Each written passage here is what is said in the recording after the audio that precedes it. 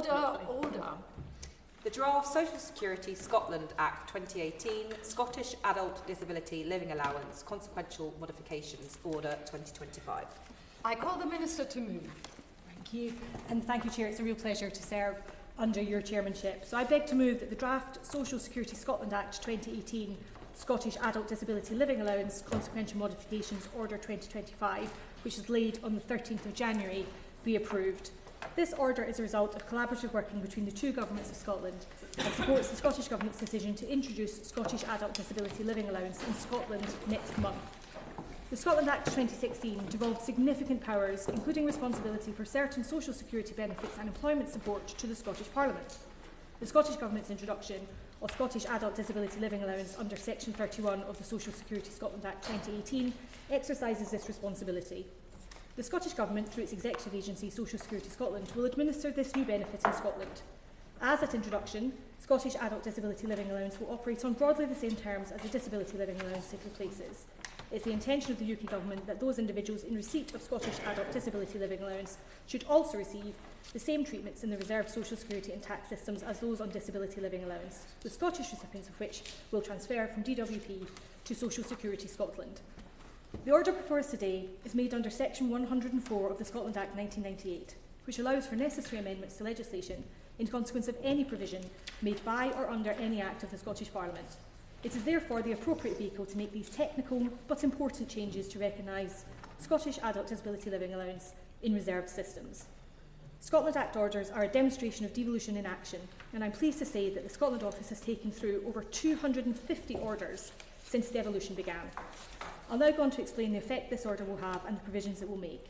This order makes amendments to UK legislation to ensure that Scottish Adult Disability Living Allowance is recognised as a qualifying benefit in the same way as Disability Living Allowance within the reserved social security system, with regards to entitlements to additional reserved UK Government benefits and premiums. This includes the Christmas bonus and carers allowance. This means that recipients of Scottish Adult Disability Living Allowance will be entitled to receive the annual £10 Christmas bonus payment if it has not already been paid via another benefit, and should all other eligibility criteria be met, it will also ensure that reserved carers allowance can be paid to someone caring for someone in receipt of Scottish Adult Disability Living Allowance. This order also prevents dual entitlement to benefits paid because of the same needs. Individuals entitled to Scottish Adult Disability Allowance cannot be entitled to attendance allowance, disability living allowance or personal independence payment. This is in the same way that disability living allowance and personal independence payment are not payable to people in receipt of attendance allowance.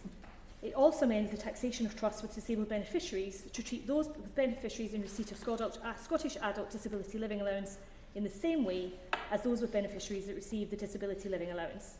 Without this order, people in Scotland on Scottish Adult Disability Living Allowance would not receive the equivalent tax treatments and entitlements to reserved premia and additions as individuals in receipt of Disability Living Allowance in England and Wales or Northern Ireland. The Scotland Office, DWP, HMRC, the Scottish Government and the Northern Ireland Executive have worked closely together to ensure this order can be made, clearly demonstrating cross-government support for this order. I beg to move. The question is that the committee has considered the draft Social Security Scotland Act 2018 Scottish Adult Disability Living Allowance Consequential Modification Order 2025. I call the Shadow Minister Andrew Back. Thank you very much, Mrs Hobhouse. A pithy title for today's SI. I'm grateful for the Minister for her remarks. Today should, I think, serve as a salutary lesson for the new government in the law of unintended consequences. In 2014, following the referendum on separation, the Smith Commission was convened by the then Prime Minister David Cameron. Resulting from that were a host of recommendations to increase the power and responsibility of the Scottish Parliament. One of the powers devolved through this process was the ability to deliver elements of social security in Scotland. The devolution of certain powers through that act was eminently sensible. Income tax, for example. Whilst I passionately believe it is not in the interests of the Scottish people, businesses or the wider economy to have increased number of tax bans and higher tax rates than the rest of the UK, it is an eminently sensible and indeed conservative belief that those responsible for spending public money should also be responsible for raising it. I do just wish that Scotland would blaze a trail, in fact, in maybe possibly being the lowest tax part of the United Kingdom, and thinking of the investment and the economic benefits that that would reap. However, this, which we have gathered here this afternoon to speak about today, the devolution of certain elements of social security and thereby the increased complexity of how those benefits are delivered to the people in Scotland and how they interact with other benefits and indeed delivery bodies across the UK is an area that in hindsight I do wonder whether was in fact a positive move for Scotland and indeed the UK. Take this SI today. Broadly, this is a sensible and technical SI that has our support. Clearly, those who are entitled to Scottish Adult Disability Allowance should not also be entitled to the UK Government's Disability Living Allowance, Attendance Allowance and Personal Independence Payment at the same time. But the very fact we have to say that, take time and effort to legislate to make sure that this is the case, is quite plainly absurd. And in the explanatory notes, it sets out plainly that what we are doing today is legislating to also ensure that those receiving Scottish Adult Disability Allowance in effect retain access to those benefits of those on Disability Living Allowance. And I quote from the explanatory notes. While the Scottish Adult Disability Living Allowance operates in a broadly similar way to Disability Living Allowance, it should interact with reserved social security benefits in the same way as Disability Living Allowance. I mean, of course it should. But it's a statement that never needed to be made, an explanation not required, a piece of legislation not needed before the creation of an entirely separate operation to deliver what is in effect the exact same benefit. We've created additional barriers, burdens and borders where there were none before, and we've added no benefit whatsoever for those who are in receipt of benefit payment north and indeed or south of the border. It has cost over £650 million to establish Social Security Scotland. It is years late. It has resulted in duplication and it's added cost and complexity to the process. Now, the Smith Commission, the Scotland Act 2016 and the creation of Social Security Scotland all were established, convened, reported and legislated for before I think any of us in this House were elected to this place. They are now a fact. But I think a lesson must be learnt by the Labour government. Just as many in their party believed the devolution would kill nationalism stone dead in 1997, so too have too many UK politicians of all parties, mine own included, believed that giving ever more to the Scottish Government would appease the desire of the SNP to break away. And far too often, far too little thought has been given to the impact of devolution of specific policies or functions to the people who rely on them. Is this the complex, expensive, duplicative, bureaucratic quagmire that is Social Security Scotland post the 2016 Act really to the benefit of those in receipt of their benefits? In future, we must ensure it's not devolution for devolution's sake. What must be decided is whether the devolution of a certain power or powers to the Scottish Parliament will or will not have a beneficial impact on the lives of the people of Scotland, on the businesses of Scotland. If that answer is no, then the answer must be no. Now, I do have some practical questions about the implementation, Minister, if I may. Social Security Scotland and the Department for Work and Pensions are going to need a very sophisticated operating system to actually ensure the provisions of this draft order become a reality.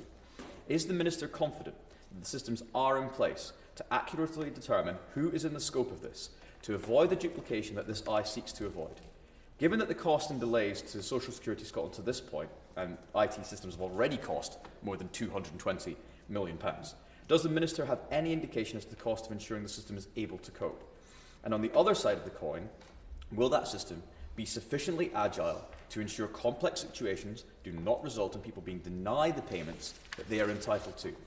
Likewise, in relation to Northern Ireland, and I refer here to Article 5, Part 3, which clearly may be quite complicated to administer. What work has she undertaken with the Northern Ireland Executive to ensure a properly joined-up system across these islands? Although a formal consultation has not been carried out about the changes brought in by this draft order, can the Minister update the committee on whether she has been informally consulted? And is she working with the Scottish Government on an information campaign to ensure those affected are aware of the changes? Finally, it is possible that the Scottish and UK rates could diverge over time, with one becoming higher or lower than the other. Has the Minister carried out an assessment of what this would mean for broader eligibility for UK Government benefits, or indeed for people living north or south of the border? I note that the draft order would need to be reviewed should there be changes to the Scottish Adult Disability Living Allowance or the reserved legislation. Can the Minister outline what circumstances would bring this about? To conclude, and on a broader point, the devolution of welfare is not straightforward and may well become much more complex over time as the systems diverge. It remains a complete mystery to me as to why we devolved it in the first place. But I would appreciate answers to the substantive questions I put forward today. Thank you. Liberal Democrat spokesperson Christine Jardine. Thank you very much, Madam Chair, and it's a pleasure to serve under your chairmanship. I intend to speak very briefly on this because I do, while I don't disagree with some of the comments that the Honourable Member has made, I do feel that this is something which was agreed some time ago would be a move forward and should happen. So while we may have reservations about how it could develop in the future, I think we have to recognise the achievements, if you like, of our two governments in managing to come to this agreement collaboratively to bring in this new Scottish benefit. It's something that historically Liberal Democrats have advocated for because we believe in policies that promote social equality and support for individuals with disabilities. And this motion does ensure a smooth transition from DLA to SADLA and maintain the entitlements and legal protections for recipients in Scotland at its heart, and align Scottish disability assistance with the social security system, separate from UK-wide benefits like personal independence payments. And I think if we believe in devolution and we believe that decisions should be made at the point at which they are closest and most relevant to the community, then it is a move forward and it is something that we should welcome and would support. Graham. Thank you, Madam Chair, and it's a pleasure to serve under your chairship. I wasn't going to speak for very long. We fully support the legislative instrument that's being used here to support the ongoing work of Social Security Scotland and the Scottish Government in that context. I wasn't going to speak as long as I'm planning to now, but the opposition spokesperson has opened a few doors for me, so I might as well take them. Just to put on the record that although it may be the highest tax part of the UK overall, it's the 51% of the workforce pay less tax in Scotland than they do in the rest of the UK. It's simply a more progressive system than the rest of the UK. The Scottish social security system is based on dignity and respect. And I think many members opposite, certainly, and some colleagues over this side will probably welcome that. And we're dealing with a social security system in the UK that is incredibly complex. That benefit advisors and experts within the system struggle to navigate their way around, never mind the claimants. And there is an opportunity with this to simplify how people apply for benefits and using Social Security Scotland, and especially if they have conditions that are not going to improve.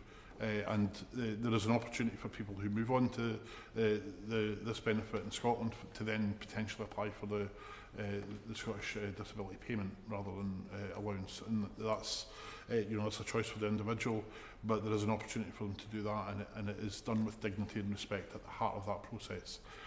And I think that's something that needs to progress much further in the social security system that we have. Just as a final point, there is one way to resolve the issue of the complexity that the opposition spokesperson makes, and that would be to devolve all the powers of the UK Parliament to Scotland. And I reserve the right to continue to campaign for that circumstance.